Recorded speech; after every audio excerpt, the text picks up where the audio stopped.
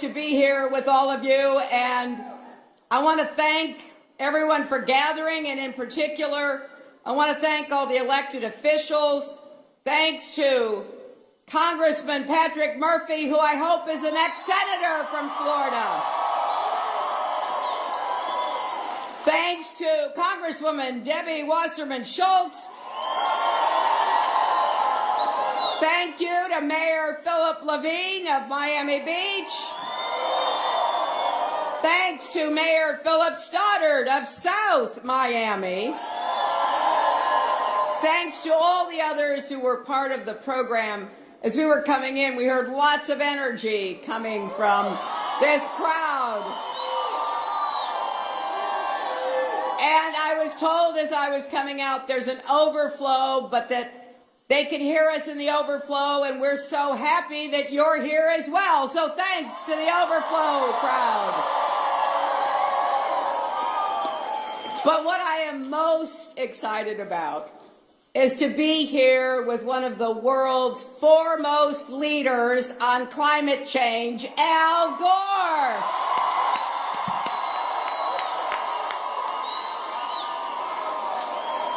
You know, about a decade ago, Al made a movie called An Inconvenient Truth.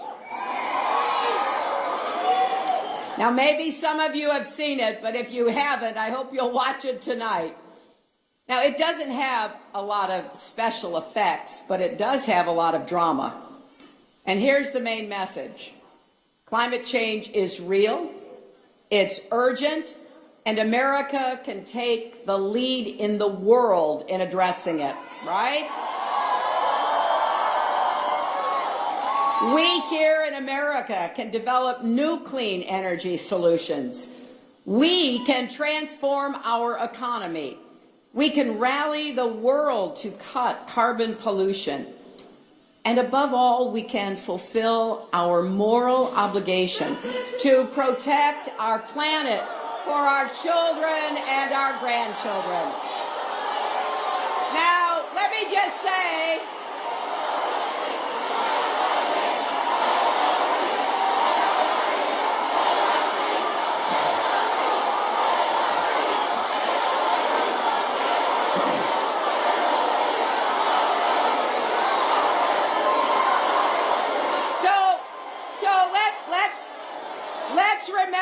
let's remember what's at stake.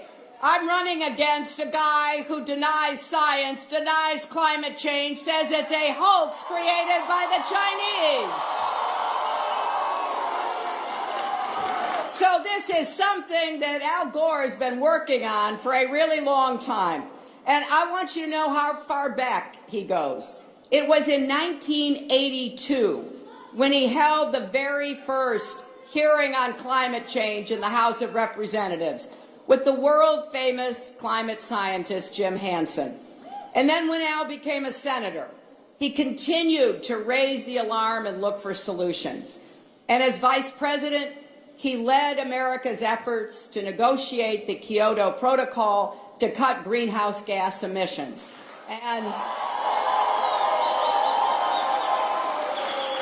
you take all this together, those 30 years of leadership led Al Gore to be awarded the Nobel Peace Prize in 2007.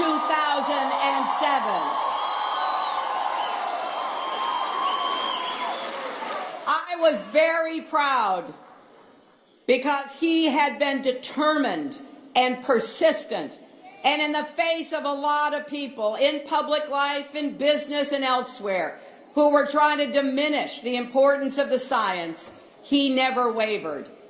And in the years since, the climate challenge has only grown more stark. And I will tell you this, it is one of the most important issues at stake in this election. Look at it this way. Our next president will either step up our efforts to address climate change, to protect our planet, to protect our health, and to create good jobs that cannot be outsourced by growing our clean energy economy, or, in the alternative, we will be dragged backwards and our whole future will be put at risk. So we've really got to get this right. And if you need additional convincing, just remember what happened this week. Hurricane Matthew killed at least 26 people in our country, more than 1,000 as far as we know right now in Haiti. North Carolina is still dealing with serious flooding and will be, at least for the rest of this week, if not longer. We all need to support each other as our communities put the pieces back together and begin the long road back from this disaster. That's why I've encouraged everyone to give what you can afford to the Florida Disaster Fund or to Team Rubicon, the veterans organization working to respond to Hurricane Matthew, or to UNICEF helping children and families on the ground in Haiti. Now, some will say, you know, we've always had hurricanes. They've always been destructive, and that's true. But Hurricane Matthew was likely more destructive because of climate change. Right now, the ocean is at or near record high temperatures, and that contributed to the torrential rainfall and the flash flooding that we saw in the Carolinas. Sea levels have already risen about a foot, 1 foot, in much of the southeast, which means that Matthew's storm surge was higher and the flooding was more severe. Plus, as you know, the impact of climate change goes beyond extreme events like hurricanes. It's become a daily reality here in Miami. You have streets in Miami Beach and in Shorecrest that are flooding at high tide. The ocean is bubbling up through the sewer system. Sometimes people call 311 because they assume a water main must have broken, when actually it is the sea rising around them. So if you need proof that climate change is real and that it's costly, there you go. So, at this rate,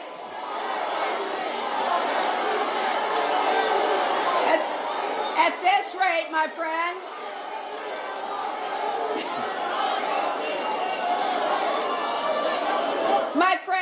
please, let's focus on what's really important in this election and in your future and the future of our country. Because this is what I want you to hear and understand. At the rate we are going, 1 in 8 homes in Florida could be underwater by the end of the century.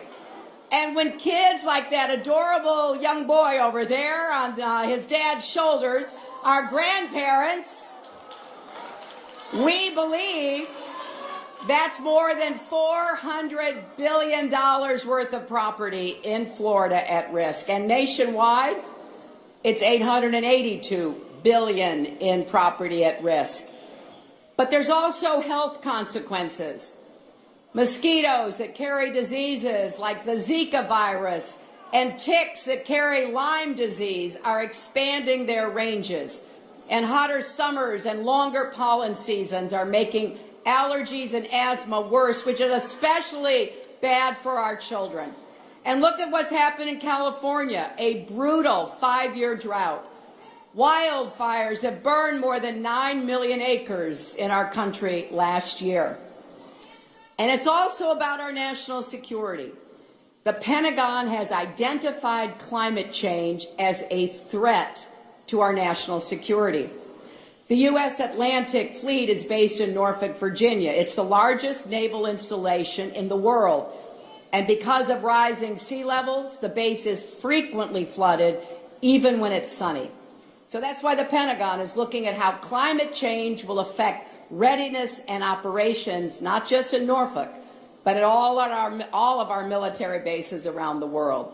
So you would think, if you look at the facts, if you listen to the science, that even the most committed climate skeptic would say, okay, I agree, something's happening here, we need to take it seriously. But unfortunately, there are still too many people in Washington, on the campaign trail, who won't face what's happening right in front of us. Donald Trump is, quote, not a big believer in climate change. And, you know, as I said, he says it's a hoax created by the Chinese. And in our first debate 2 weeks ago, he tried to deny saying that. But, you know, that tweet is still there for everyone to see.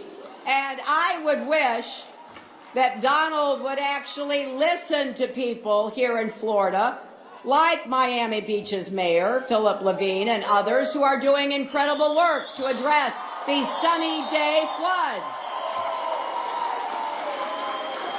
Or maybe he would listen to Miami Beach Commissioner John Elizabeth Alamon. John Elizabeth's a Republican, but she's supporting our campaign because she knows America can't afford a candidate who doesn't accept climate science.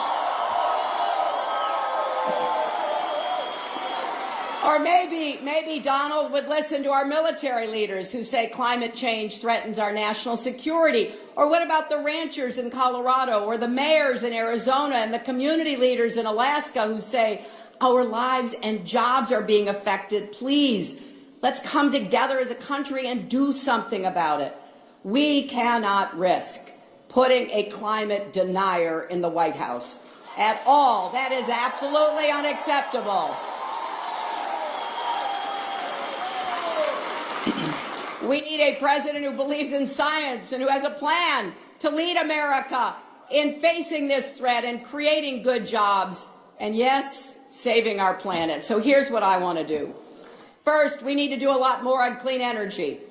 The clean energy superpower of the 21st century is probably going to be either Germany, China, or us, and I want it to be us. And I want you to be part of making it us.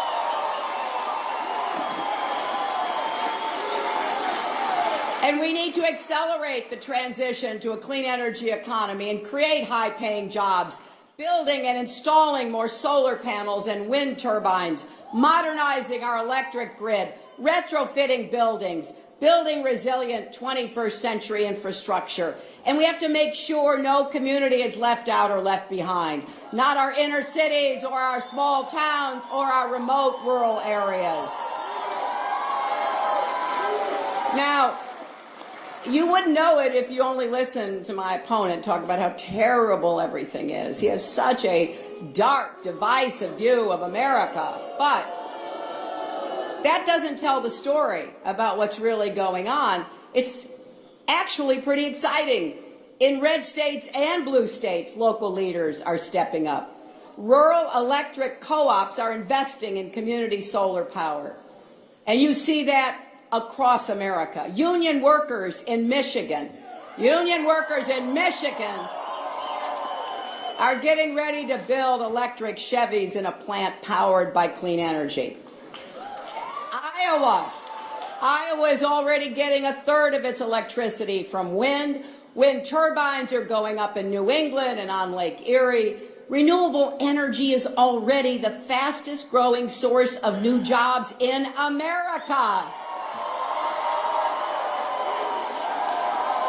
I think that is so exciting. There are nearly 2 million people already working in energy efficiency. And in Spartanburg, South Carolina, a project called Regenesis is taking an old landfill and turning it into a solar farm.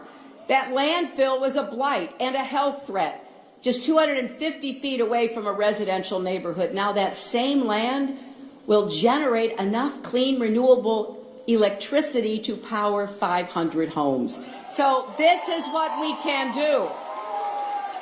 And I think it's time Washington should back up and support doing more of that. As president, I want us to have 500 million more solar panels installed across America by the end of my first term. And let's generate enough renewable energy to power every home in America within the decade.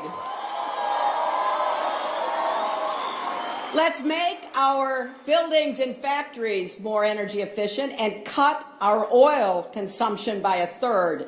And we can get there by investing and supporting in cutting-edge research to keep developing cheaper and better clean energy technologies, investing in clean energy infrastructure and advanced manufacturing, putting big partnerships together between states, cities, and rural communities. We can do all of this and create millions of good-paying jobs as we do. So I'm hoping that these good jobs will offer security and dignity while we produce the clean energy that will power the economy of the future. The clean energy solutions are being developed right here in America.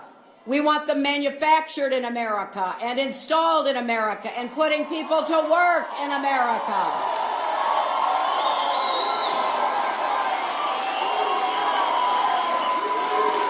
And while we do that, let's make sure that our communities are ready for the impacts of climate change that are coming right at us. We need to invest in resilient infrastructure. Now, sometimes that might mean building a seawall. Other times, let's be more creative, like in New York Harbor, where we're replanting oyster beds to form natural barriers to storm surge. Sometimes we'll overhaul an outdated sewer system to deal with flooding from heavy downpours. In Philadelphia, they're trying something else: green roofs, porous pavements, curbside gardens to help absorb stormwater. And here's something we don't talk enough about. Let's make sure our hospitals can stay open and operational in any kind of disaster.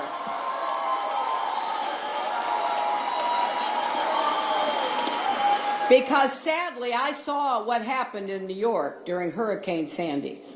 Newborns who had been on respirators had to be evacuated down 9 flights of stairs in one New York hospital because the electricity went off. Nurses, I love nurses, heroic, courageous nurses, were carrying those babies and manually squeezing bags of air to keep them breathing. Now, here in Miami, you know how important this is. You have retrofitted the Nicklaus Children's Hospital with a hurricane-resistant shell for exactly this reason. And every hospital in the country should follow your lead and build in more resilience. And then finally, we've got to lead the world to confront the climate challenge. If we don't do it, no one will do it. We must confront the climate challenge. There's no doubt about that. And so let's move on with the kind of leadership that the world as well as our country deserves. You know, when I was Secretary of State, I worked with President Obama to make climate change a top diplomatic priority. We fought to get China and India and other major polluters to agree for the first time in history to be part of the solution. In fact, we had to crash a secret meeting in Copenhagen, Denmark, slip past the guards. It was all very cloak and dagger, but for a really important purpose. And because of that breakthrough and a lot of patient, persistent work, and because of American leadership, 195 nations signed on to a global agreement last December. It's called the Paris Agreement. And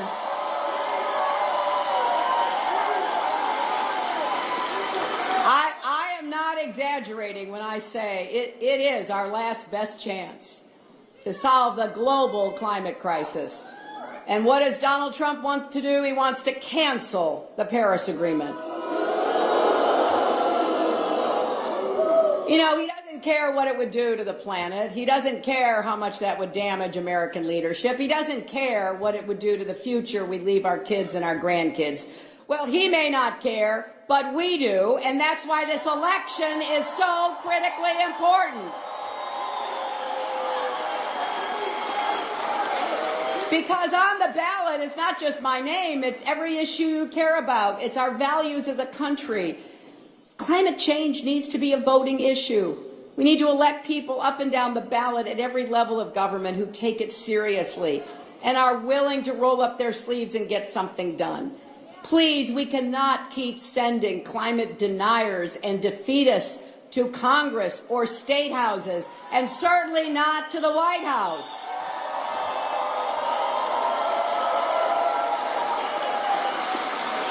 And you know, if you care about climate, your Senate race is also really important. And I'll tell you why.